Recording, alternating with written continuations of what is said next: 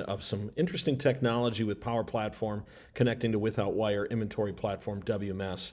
We're off to looking at the Power Apps interface here, and on this screen you can see I've got something called Portal Management, and I have a series of other pieces that we're going to use to show how we're going to connect up Without Wire to the portal.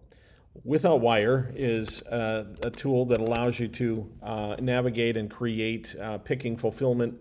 And so what we're going to do today is allow for customers to log into the portal, register, go in and take a look at their own customer-owned inventory. That is a portion and a subset of the overall inventory that I'm seeing from this interface. It also gives the customer the ability to do inventory requests, which can turn into an invoiceable event, which could also include services provided by the 3PL if you are providing that service to your customers. Or it can create an inventory request such as a field service transfer or a transfer to another distribution center or any other move requests that you want to do. It's very easy to do, and so what I'm going to show you is sort of the front end piece, which is this is the Without Wire platform back end for our warehouse users. This is the portal interface that customers will use to log in, take a look at their inventory they have out there in the locations that are being managed by Without Wire, but also create their own requests and view invoices that previously created through the Dynamics 365 platform Sales Hub.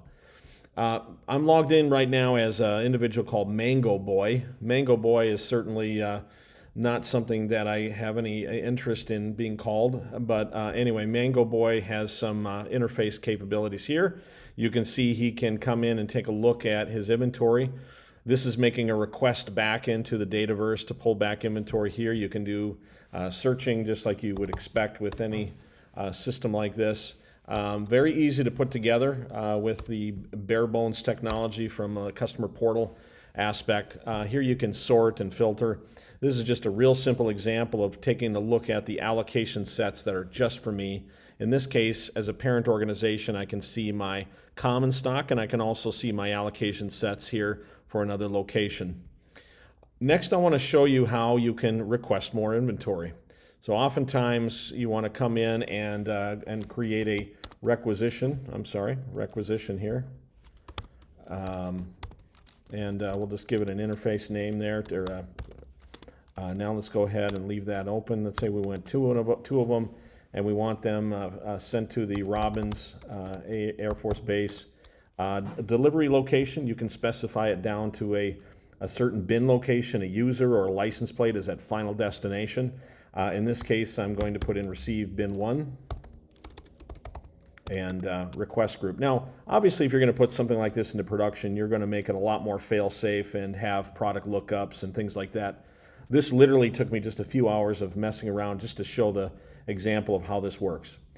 Here I'm going to call it the request group is warehouse, and the source process is tech request. You could put any common phrase in there that's means meaningful for your organization to drive logic or whatever you want to do there. When I want this request to be expiring, I'm going to pick tomorrow. And now you can see that that replenishment is successful. That actually then calls a back-end process, which I want to take you into now to kind of describe what's happening in the back end of this thing. From within here, I have my portal management, which is the interface that you use to manage the portal. You'll see in here I've got a series of base forms. These forms are for request inventory to be surfaced up that you just saw a moment ago. You can see that this references a set of tables. Now you can also go into the list where you can see the list of all of the inventory levels that are available to the user that are defined through permissions and so on. I'm going to now show you the web pages. So these web pages are set up just like anything else. And when you go ahead and execute that, it calls a couple of different Power BI flows depending on what you're doing on the screen. This is an example of a replenishment request. And all it's doing is opening up and looking for a trigger to happen. Then it calls this get inventory request object. It pulls it in and calls our procedure here. You can see It's passing in the values here, and that allows us to do the integration with Without Wire. The nice thing about Flow is you can capture all the runs of this procedure process, and you can do analysis of historical values that have been passed in through the flows and troubleshoot them. It's a very nice tool to use. Also, I wanted to show the data side of things. So in here we have our connections. For this example, all I did was I used a custom connector built on our latest and greatest out here, and this custom connector is, you'll see here, made up of a set of API calls that are available to us. For what I did today, I created a sales order, I created an inventory request as well.